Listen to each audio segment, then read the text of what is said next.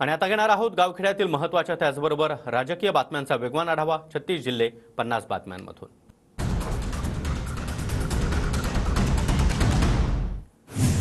26 तारखेला हिंदू मुस्लिम दंगल होण्याची भीती, दंगल होऊ नये यासाठी आमची माघार, बच्चू कडू यांचं वक्तव्य।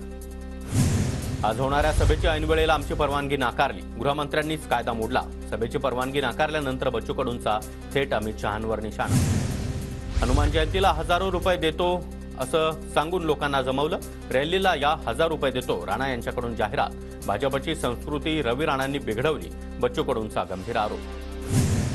नवनीत राणा यांच्या प्रचारासाठी अमित शहा यांच्या अमरावतीच्या सायन्स कोर मैदानामध्ये आज जाहीर सभा, मुख्यमंत्री आणि उपमुख्यमंत्री देखील उपस्थित राहणार। निवडणुकीच्या दुसऱ्या टप्प्यातील प्रचाराचा आज शेवटचा दिवस, प्रचार तोफा आज थंडावणार। महाराष्ट्रातील 8 मतदारसंघांसह देशभरामधील 89 जागांवर 26 तारखेला मतदान।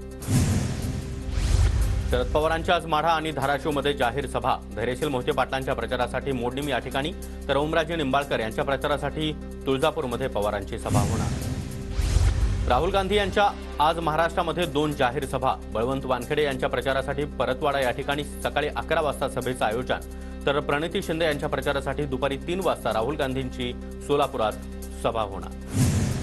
नांदेडच्या हदगावमध्ये आज सकाळी 11 वाजता उद्धव ठाकरे यांची जाहीर सभा, महाविकास आघाडीचे उमेदवार नागेश पाटील आष्टीकर यांच्यासाठी सभेचं आयोजन। तर भाजपचे 2 मोठे नेते आज शक्तीप्रदर्शन करणार, जालन्यामध्ये रावसाहेब दानवे तर बीडमध्ये पंकजा मुंडे शक्तीप्रदर्शन करत उमेदवारी अर्ज भरणार। एमआयएमचे छत्रपती संभाजीनगरचे उमेदवार इम्तियाज जलील हे देखील आज सकाळी 11 वाजता उमेदवारी अर्ज दाखल करणार, जलील जोरदार शक्तीप्रदर्शन करण्याच्या तयारीत।